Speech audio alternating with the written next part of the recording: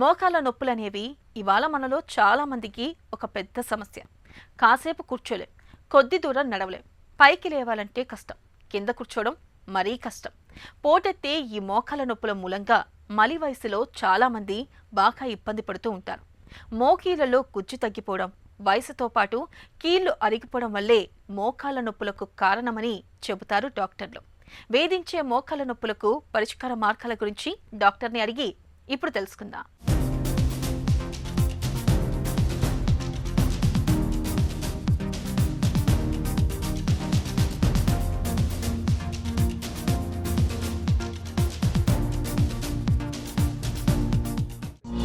Osteo arthritis అంటే ఏంటి? So osteo arthritis అంటే కీలు అరుగుదల. సో మామూలుగా ప్రతి కీలు అనేది రెండు ఎముకల మధ్య తయారవుతుంది. ఆ ఎముకలు రెండు మీ అందరికీ తెలిసిన ఎముక గట్టిగా ఉంటుంది. సో ఎముక అంచులు గట్టిగా ఉన్న వాటి మధ్యలో మెత్తగా రూబ్రికేషన్ కోసం కావచ్చు, లేకపోతే షాక్ అబ్జార్బింగ్ కోసం కావచ్చు, ఒక గుజ్జు అనే మెటీరియల్ ఎముక అంచుల మీద ఉంటుంది.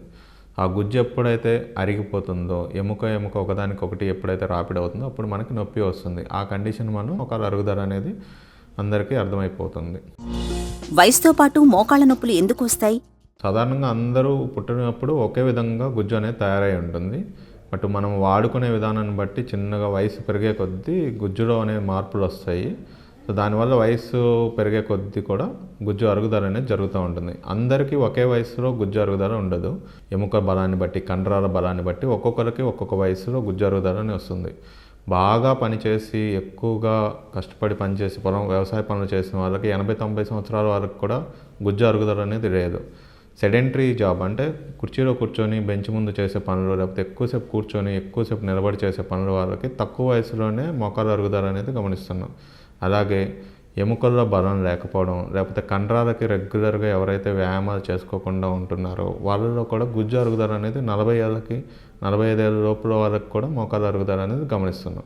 అలాగే వాతం లాంటి సమస్యలు ఉన్న వాళ్ళకి ఏంటంటే తక్కువ వయసులోనే వాతం వల్ల గుజ్జు అనేది కొరుకుపోవడం వల్ల వాళ్ళకి మోకాళ్ళ నొప్పులు కానీ కీళ్ళ అరుగుదల కానీ వయసుతో సంబంధం లేకుండా వస్తుందన్నమాట. మోకీళ్లు క్రమంగా అరిగిపోతున్నప్పుడు ఎలాంటి సమస్యలు ఉంటాయి?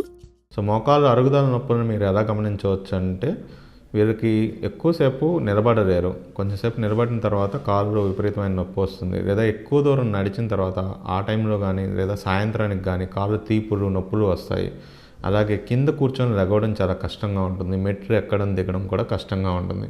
వీటన్నిటినీ చూసుకుంటే ఎక్కువ శాతం మోకాళ్ళ అరుగుదల వల్ల, మొదటి స్టేజ్లో అరుగుదల వల్లే ఇలాంటి సమస్యలు స్టార్ట్ అవుతాయి అన్నమాట.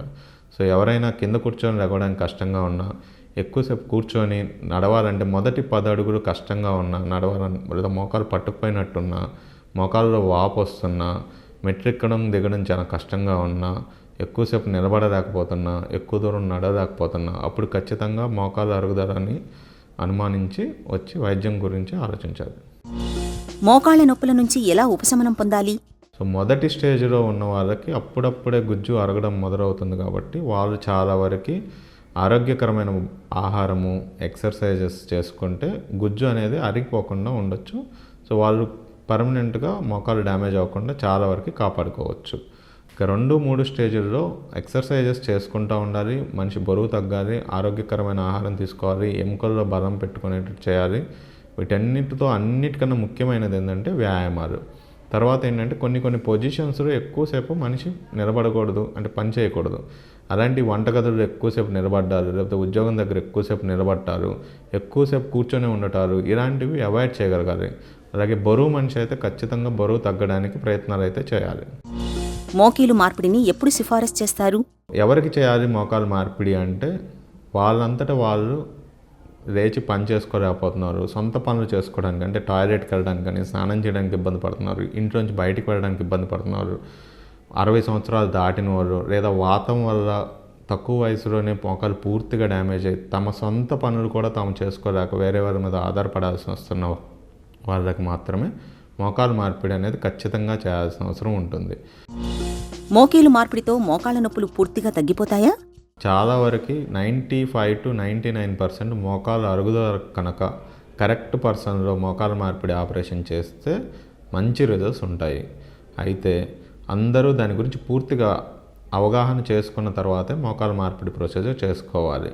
కేవలం ఎముక అరుగుదల లేకపోతే ఎముక చివరున్న గుజ్జు అరుగుదలకు మాత్రమే మోకాలు మార్పిడి చేస్తే దాని నొప్పి మాత్రం తగ్గుతుంది.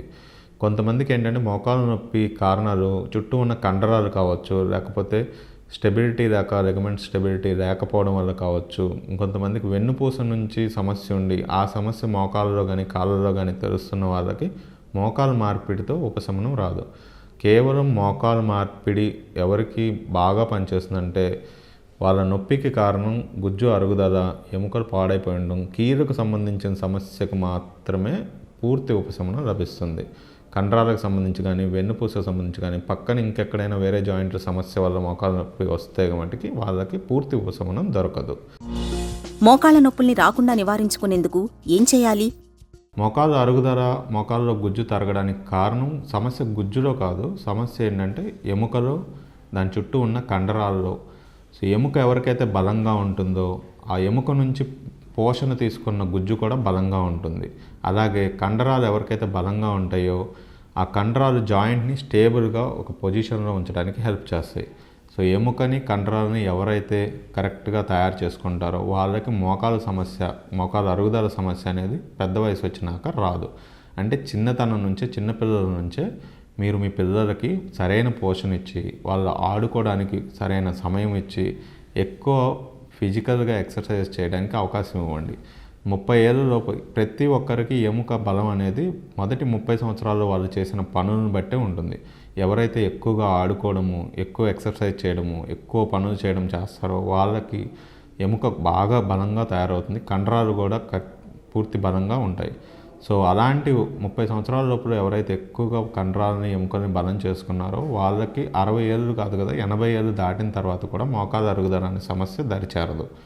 ఎవరైతే ఆ వయసులో, చిన్న వయసులో 30 సంవత్సరాల లోపు సరిగా ఆడుకోకుండా, సరైన పోషణ లేకుండా, ఎక్సర్సైజులు ఏమీ చేయకుండా ఉంటారో ఆ తర్వాత వాళ్ళు ఆటోమేటిక్గా సాఫ్ట్వేర్ జాబ్లో లేకపోతే కుర్చీలో కూర్చొని చేసే ఉద్యోగాలకు వెళ్తారో వాళ్ళు 45-50 సంవత్సరాల్లోనే మోకాలు అరుగుదలతో ఇబ్బంది పడడం ఖచ్చితంగా జరుగుతుంది.